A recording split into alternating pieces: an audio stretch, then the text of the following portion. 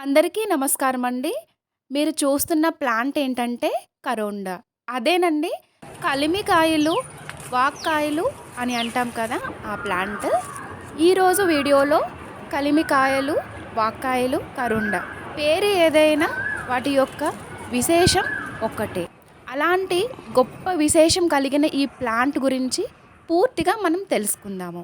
So godly you are watching చిలుక పచ్చని వనం యూట్యూబ్ ఛానల్. ఇప్పుడు మనం టాపిక్లోకి వెళ్తే ఈ కలిమికాయలు ప్రకృతి మనకి ఇచ్చిన ఒక ఔషధ గని.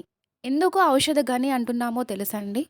వీటిలో ఉన్న ఆరోగ్య ఫలితాలు అసలు వర్ణించలేనివి.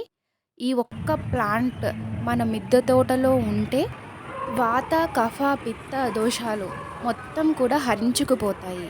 అంత గొప్ప విశేషాలు ఈ ఫ్రూట్స్‌లో ఉన్నాయి. సో, మీకు స్టెప్ బై స్టెప్ చెప్తాను. మీకు ఒక విషయం చెప్తాను. క్లియర్‌గా వీడియో అబ్జర్వ్ చేస్తే ఈ వాక్కాయలు కోస్తున్నప్పుడు పాలు అనేవి కారుతున్నాయి. ఎప్పుడైనా ప్రకృతిలోని చెట్లకి పాలు కారే విశేషం ఉంటే ఐదర్ అవి మన మానవాళికి గొప్ప అద్భుతంగా పనిచేసే విధంగా అయినా ఉంటాయి. లేదు అనుకుంటే హాని కలిగించే విధంగా కూడా ఉంటాయి. మనకి పూర్వం వైద్యులు మన పెద్దవాళ్ళు గ్రహించి చెప్పిన దాన్ని బట్టి మనం అది వాడుకలో యూస్ చేస్తాము. సరే, ఇక్కడ మీకొక విషయం. పాలుని ఉత్పత్తి చేసుకొని పిందె దశ నుంచి కాయ దశ వరకు కూడా ఆ పాలు అనేవి సాలిడ్ ఫామ్‌లోకి చేంజ్ అయ్యి ఒక మెడిసినల్ ప్రాపర్టీ తోటి మనకి ఫ్రూట్ అనేది వస్తుంది. ఈ ఫ్రూట్‌లో బయో యాక్టివ్ కాంపౌండ్స్ అనేవి చాలా ఉంటాయండి. అవి మనకి బాగా యూజ్ అవుతాయి. And one more important point, ఈ మొక్క చాలా మొండి మొక్క అండి. ఈ ప్లాంట్ నిండా ముళ్ళుంటాయి.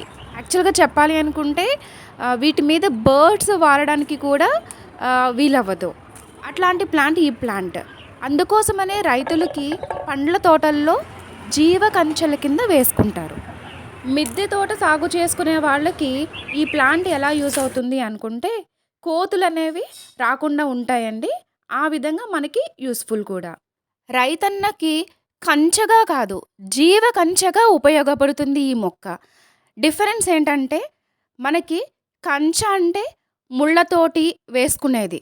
ఇప్పుడు ఇది ఒక జీవ కంచె. వాళ్ళకి సైడ్ బిజినెస్ లాంటిదన్నమాట.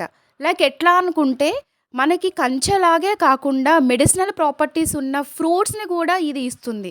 ఇవి కూడా వాళ్ళకి పండ్ల తోటతో పాటు ఇది కూడా ఒక పండ్ల సాగే. ఆ విధంగా రైతన్నకు చాలా బెనిఫిషియరీ. మిద్దె తోట మీద ఇంట్రెస్ట్ ఉండి మనం పెంచుకుంటున్నాం కదా! సో, అలాంటి మిద్దె తోట సాగు చేసుకునే వారికి కూడా చక్కగా ఆరోగ్యాన్ని ఇచ్చే ఫ్రూట్ ప్లాంట్, మెడిసినల్ ప్లాంట్ ఈ కరోండా ప్లాంట్.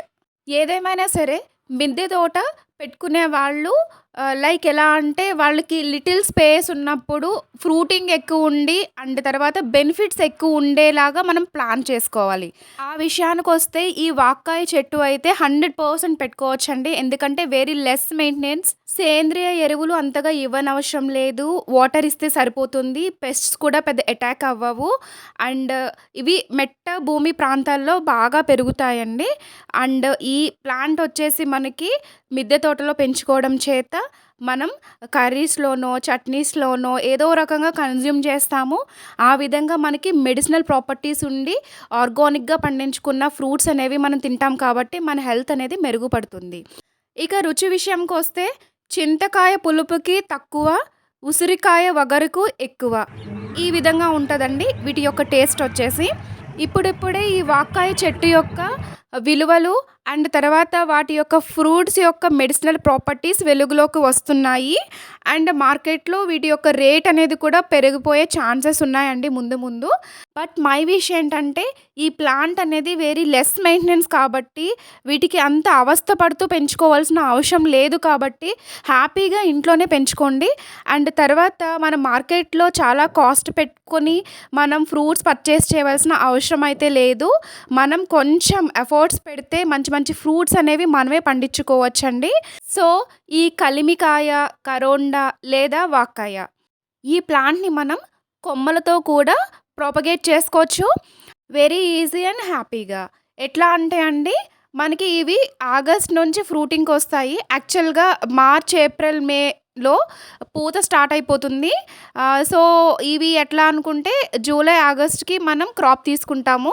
వర్షాకాలం, శీతాకాలంలో మాక్సిమం మనమైతే ఫ్రూట్స్ అనేవి ఎక్స్‌పెక్ట్ చేయొచ్చండి. కాబట్టి మనం వర్షాలు పడే టైంలోనే వాటి యొక్క స్టెమ్స్ అనేవి కట్ చేసుకొని, రూట్ హార్మోన్ స్టిమ్యులేట్ చేసే గుణాలు ఉండే కలబందలో కానీ, పొటాటోలో కానీ, బీట్రూట్‌లో కానీ మనం ఈ కట్ చేసిన కొమ్మలేవైతే ఉన్నాయో వాటిని ఉంచి, అప్పుడు మనం నాటుకుంటే చక్కగా రూట్స్ అనేవి ఫార్మ్ అయ్యి న్యూ బేబీ ప్లాంట్ అనేది మనకి స్టార్ట్ అయిపోతుందండి.